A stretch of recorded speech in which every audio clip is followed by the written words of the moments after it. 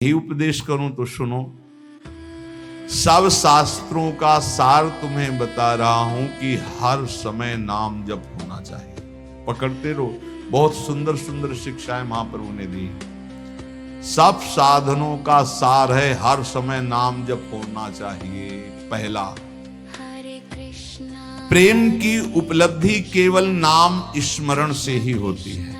सेवक जी महाराज कह रहे, प्रेम मूल यह नाम है, प्रेमी रसिक जपत यह नाम, प्रेम मगन निज बन विश्राम। नाम स्मरण सर्वश्रेष्ठ सुख का साधन है।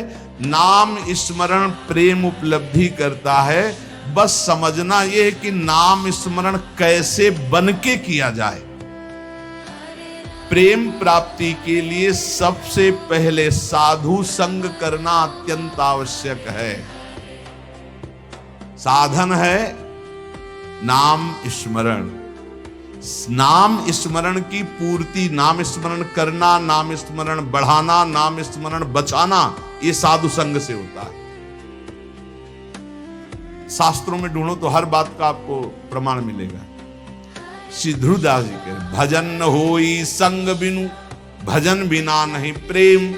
भजन के बिना प्रेम नहीं होगा, भजन बिना साधु संग के नहीं होगा। तो बोले साधन को हरि भजन है, कै सत्संग सहाय। साधु संग सहायता करता है भजन करने में, भजन बढ़ाने में, भजन पचाने में। साधु संग सबसे पहला कर्तव्य है भगवत प्राप्ति का कि साधु संग करे।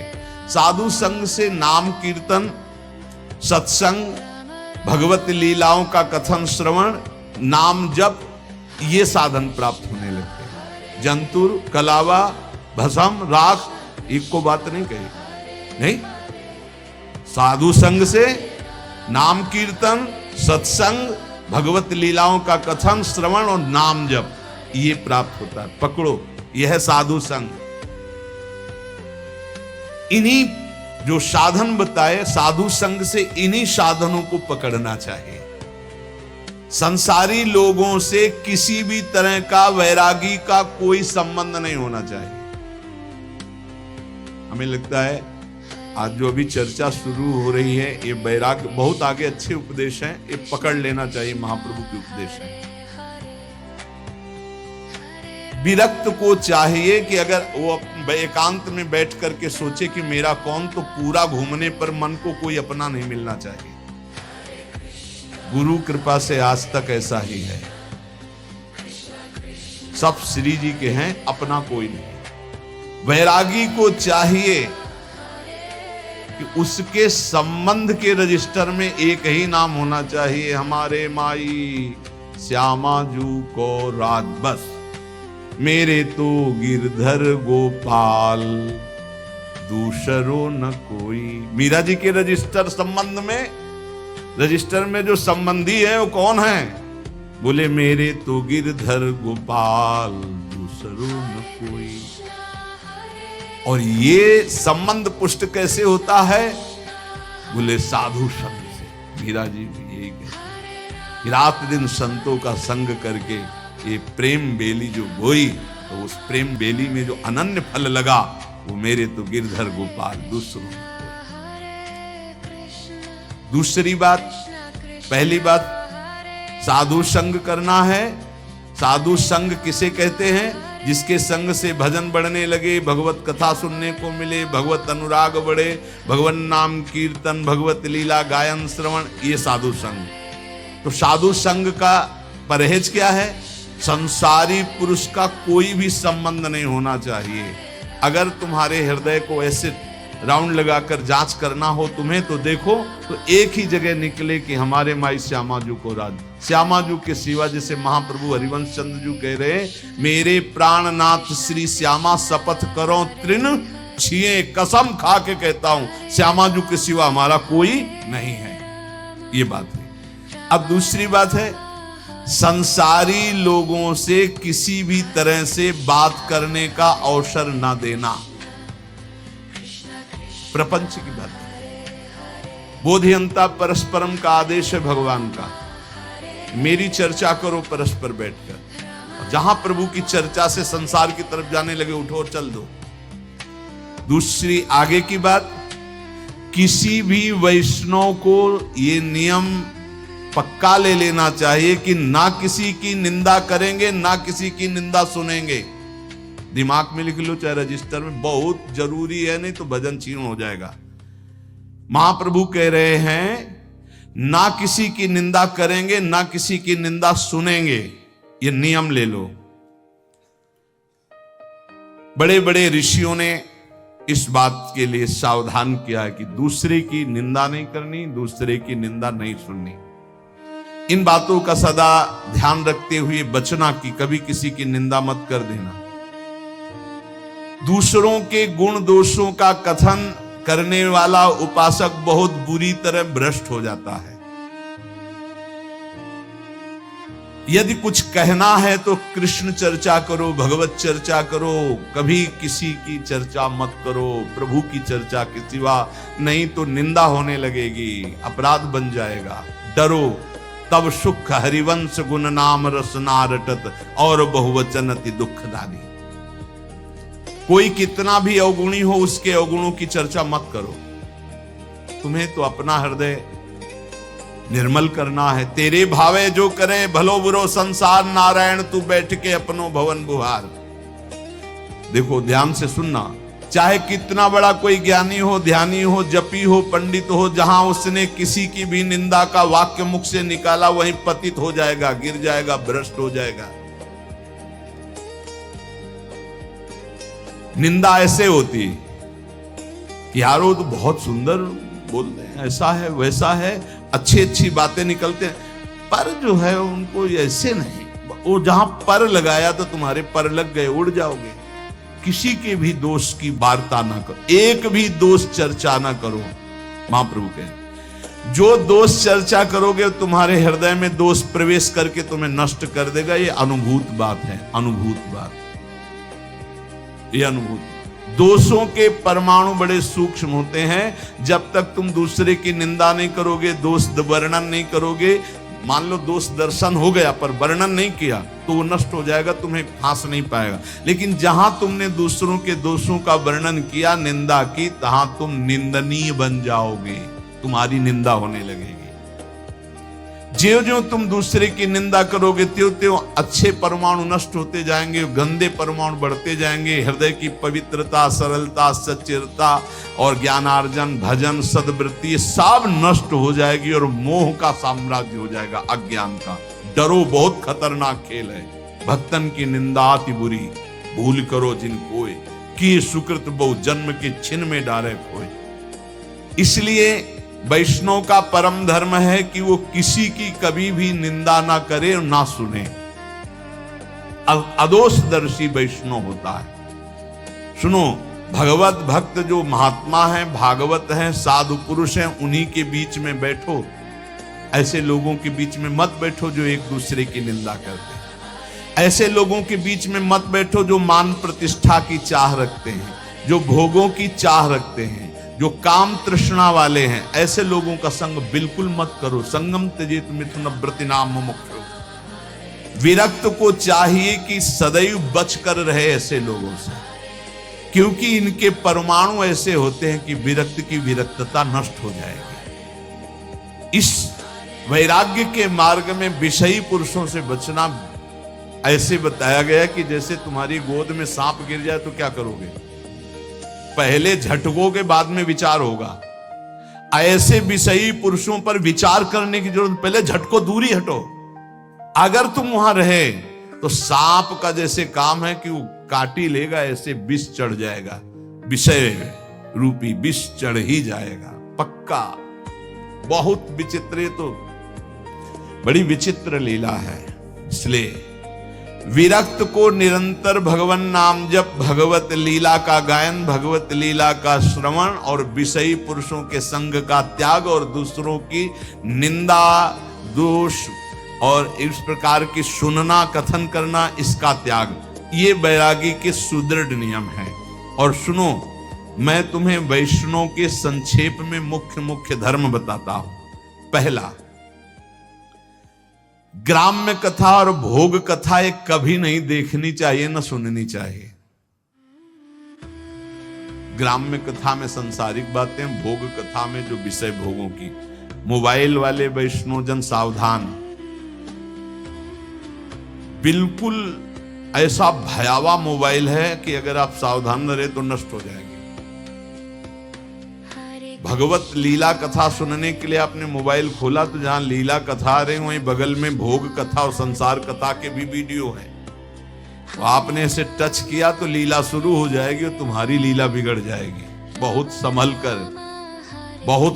कर छोटे छोटे बच्चों की वो बुरी दशा हो रही इस मोबाइल के कारण, पर बहुत लाभ भी मोबाइल से है, तो इसलिए लाभ लो, अवगुण का त्याग करो।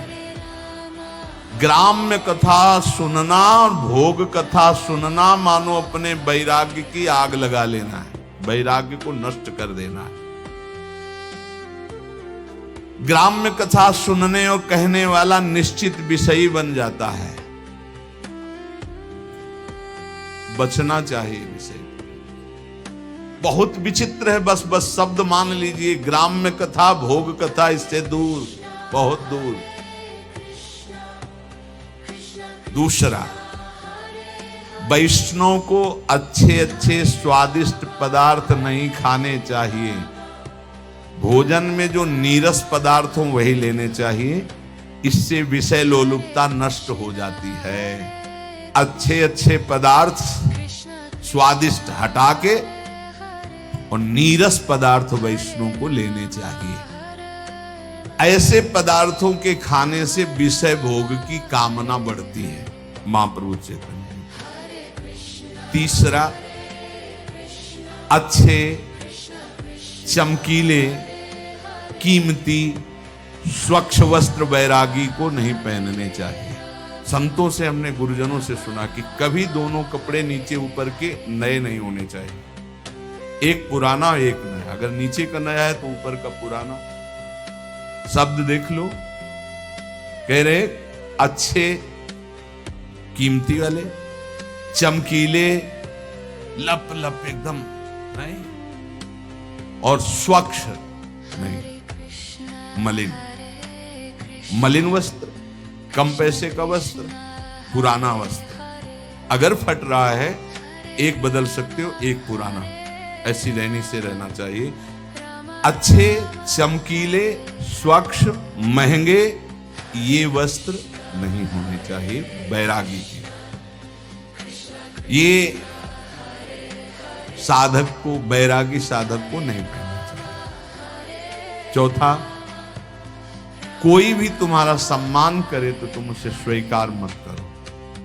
दो प्रकार से, एक तो पंचांगों प्रणाम कर रहे आप करो, अगर ऐसा नहीं है तो आप तत्काल विचार करो कि ये गुरु और इष्ट के लिए प्रणाम हो रहा है, क्योंकि तिलक गुरु प्रदत्त, वेश गुरु प्रदत्त, जीवन गुरुदेव का, ये गुरुदेव और इष्ट का प्रणाम हो रहा है। स्वयं कभी स्वीकार नहीं करना चाहिए, क्योंकि मान सम्मान स्वीकार करने से अभिमान आता है, अभिमान से सारे साधन भागवतिक ढक जाते हैं, नष्ट हो जाते हैं। जहां अभिमान आया तो फिर विकार परेशान कर देते हैं। जैसे नारद जी को थोड़ा आ गया कि मैं काम विजयी हूं, तो फिर आगे की चरित्र सुना ही है। पांचवा, अपने को तो सम्मान नहीं लेना, लेकिन दूसरे का सम्मान जरूर करना है। दूसरे को इतना सम्मान दो मानो भगवान हमारे पधारे, ऐसा। यहां तक वर्णन कि यदि आप श्री जी की सेवा कर रहे हो, कोई वैष्णव आ गए तो श्री जी को ऐसे पधरा दो, जैसी स्थिति में हाथ जोड़कर खड़े हो, पहले वैष्णव का सम्मान करो, फिर श्री जी की सेवा करो। जैसे अपने आत्मस्वरूप प्रभु का सम्मान, ऐसे आए हुए घर में संत का, वैष्णव का सम्मान करें।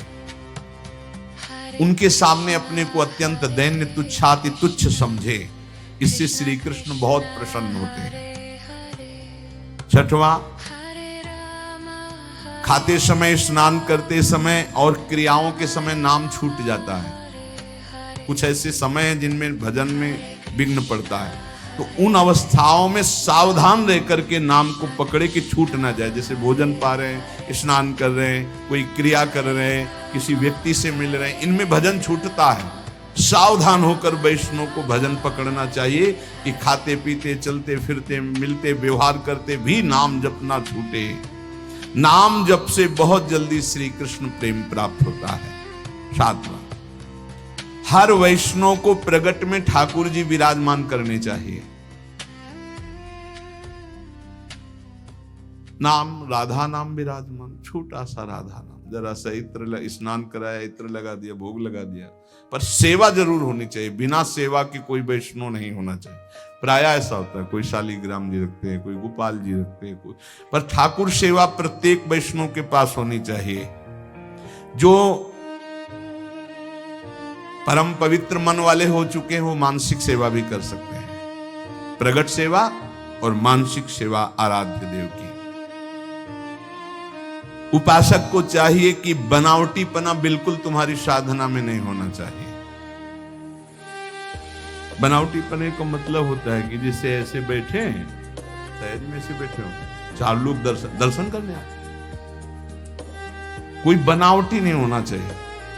वो फटाफट माला लिया, ऐसे गप्पा मार रहे हैं, फटाफट माला लिया, कोई भी दम नहीं, कोई भी पाखंड नहीं, कोई भी नाटकबाजी जीवन में ना आवे, नहीं तो बहुत बुरी तरह साधक चौपट होता है। जब तुम नाटक करोगे ना तो माया को आदेश कर देंगे भगवान, कर नाटक इसके साथ, वृंदावन छूट जाएगा, भजन छूट जाएगा। हाँ, इसलिए किसी भी वैष्णव को किसी भी तरह का कोई नाटक नहीं करना चाहिए। नाटक बिल्कुल ठीक नहीं है। जो वैष्णव है वो केवल प्रभु प्राप्ति का लक्ष्य रखता है। महाप्रभु रघुनाथ दास जी को लक्ष्य करके साधन साध्य का उपदेश कर रहे हैं। 8 बजे रात्रि तक खूब नाम कीर्तन होता रहा। फिर जो गौड़ीय भक्त आए हुए थे महाप्रभु, उनसे मिले।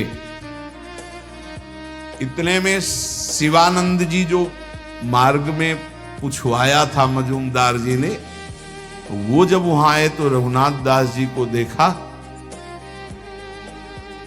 रघुनाथ दास जी भाग करके महाप्रभु के पास आए थे। सेन महाशय से कहा कि वो तो यहाँ आए हुए हैं, तो बोले हमें तो रास्ते में पूछवाया था उनके पिता, तो एक बार अगर आदेश हो तो मैं वहां सूचना दे दूं, क्योंकि वो सब बहुत व्याकुल है। जाकर सिंह पौर के द्वार में देखा तो सबसे पीछे फटी गुदड़ी, शुष्क शरीर हो रहा है, और श्री कृष्ण नाम लेते हुए सुप्रवाह करते हुए वो आहर्निश श्री कृष्ण कीर्तन। उन्होंने विचार किया कि इनसे क्या पूछना कि तुम्हारा सकुशल हो, इनका तो परम सकुशल है।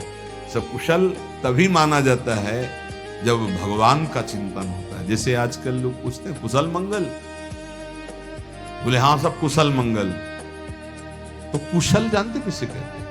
तब लगी कुशल न जीव कहूं, सपने हूं मन विश्राम, जब लगी भजत न राम कहूं, शोक धाम तज काम। कुशल तभी माना जाएगा जब आपके मुख में नाम जब चल रहा है, नहीं तो कुशल मंगल नहीं। और मंगल, मंगल भवन मंगल हारी, उमा सहित जेहि जपत पुरारी। मंगल भवन भगवान का जो स्वयं उमा सहित भगवान शिव नाम जप करते हैं। यदि नाम जप नहीं हो रहा तो कुशल मंगल नहीं तुम्हारी। और बोले कुशल मंगल, बोले सब कुशल मंगल, पर पंच करते हुए कुशल मंगल, नाम जप करते हुए। सेवक ने तत्काल पत्र लिखा, शिवासेन ने पत्र भिजवाया जगन्नाथपुरी से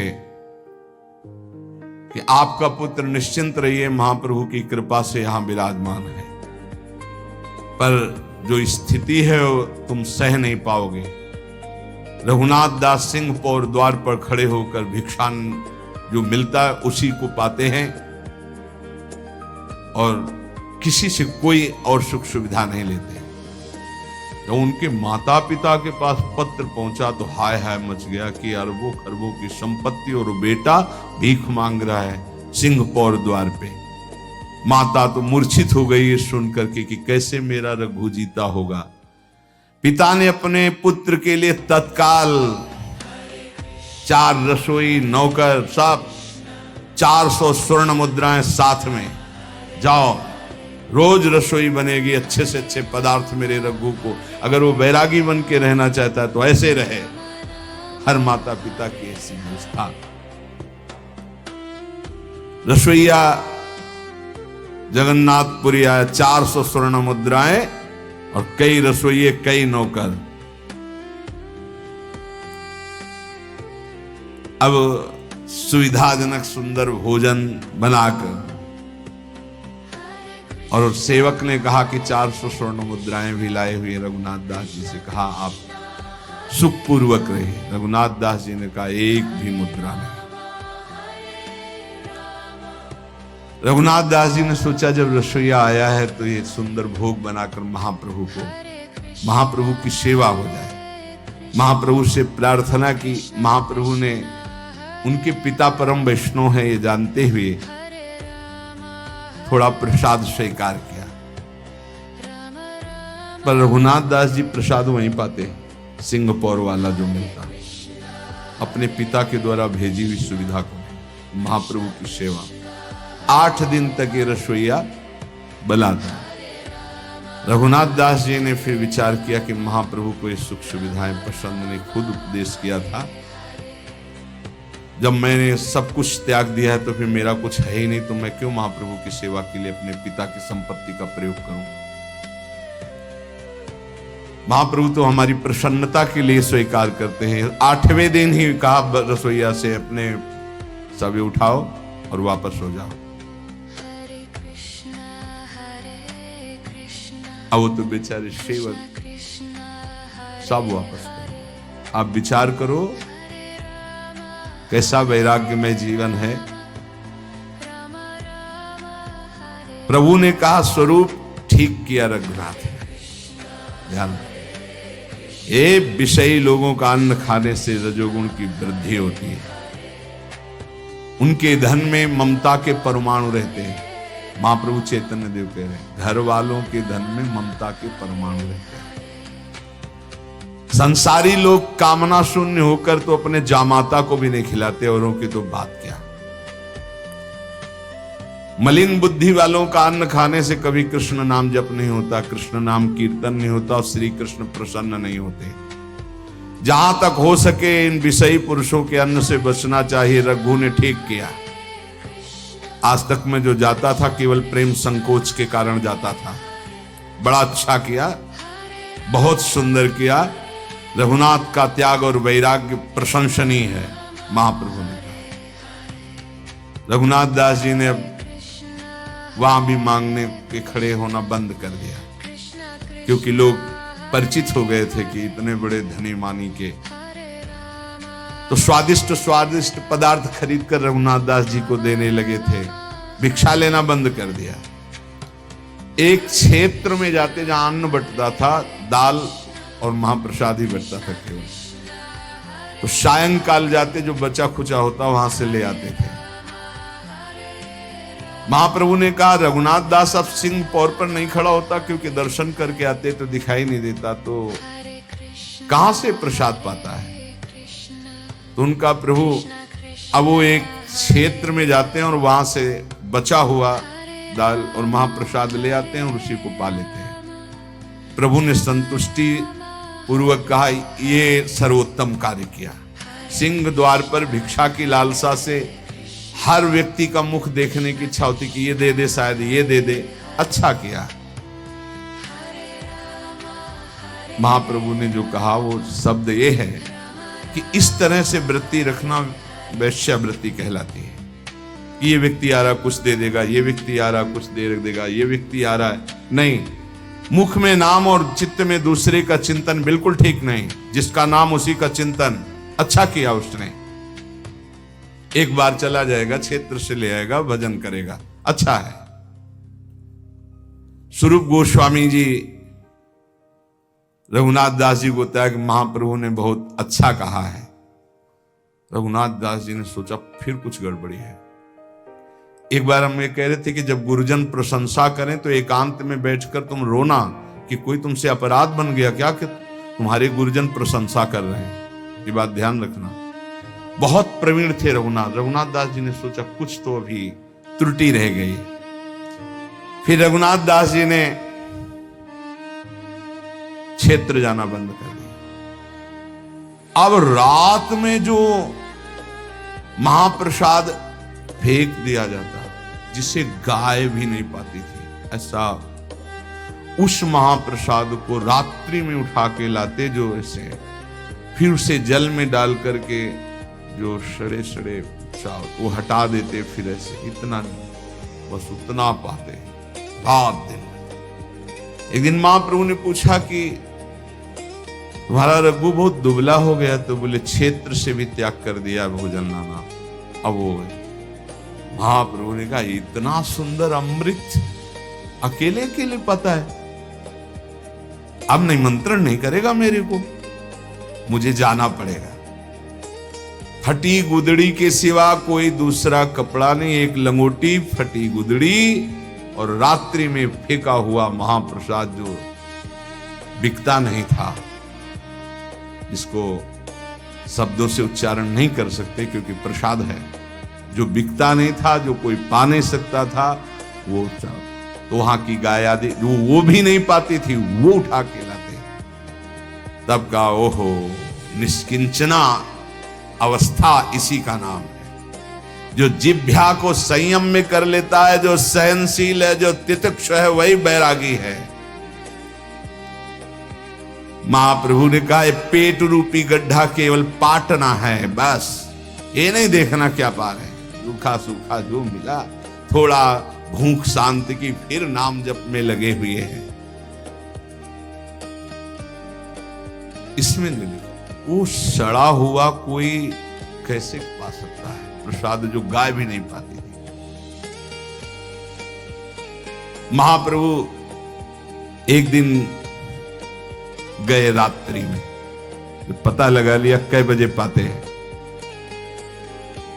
और पीछे से जब वो पा रहे थे तो आंसू बहाते हुए कृष्ण कृष्ण नाम जप करते पीछे से गए, ऐसे रज के पात्र में जो वैसे लिया महाप्रसाद का, इतना स्वादिष्ट अमृत तू अकेले। बोले महाप्रभु आप मत पाना, हमने पहले पा लिया है, ये आपके पाने के योग्य नहीं। बोले ऐसा अमृत का निषेध करता है, अकेले अकेले कहीं ऐसा अमृत पाया जाता है। महाप्रभु आज मुझे श्री कृष्ण प्रेम प्राप्त होगा, क्योंकि ये रघुनाथ दास जी हाय हाय प्रभु रघुनाथ, हमें शिकायत रहेगी कि तुमने ऐसे अमृत का निमंत्रण नहीं किया और हमको जबरदस्ती आके पाला पड़ा। चरणों में गिर गए, कहा प्रभु ये आपके योग्य नहीं था, आपने ऐसा क्यों किया, आपने मुझे महापापी बना दिया, क्योंकि आपने उपा रहे थे रघुनाथ दास जी। प्रभु पाते हुए उल्लसित होकर के कहा रघुनाथ आज तुम पतित पावन हो गए, दूसरों को पावन करने वाले बन गए, और हृदय से लगा लिया। इतने में आवाज सुनकर सब परिकर आ गया, सबने देखा है महाप्रभु चैतन्य देव ने कहा सच्ची बताऊं रघुनाथ, आज तक इतने पदार्थ खाए वो स्वाद नहीं आया जो आज मुझे आया। जैसे सुदामा के तंदुल में श्री कृष्ण, सबरी के बेर में भगवान श्री राम, और विदुरानी के केले के छिलके द्वारिकाधीश, ऐसे रघुनाथ दास जी के चावल को महाप्रभु पा करके कहते महाप्रसाद, आज तक इतने व्यंजन पाए वो स्वाद नहीं आया जो आज मुझे स्वाद आया। आज मैं श्री कृष्ण प्रेम को प्राप्त हो रहा हूं।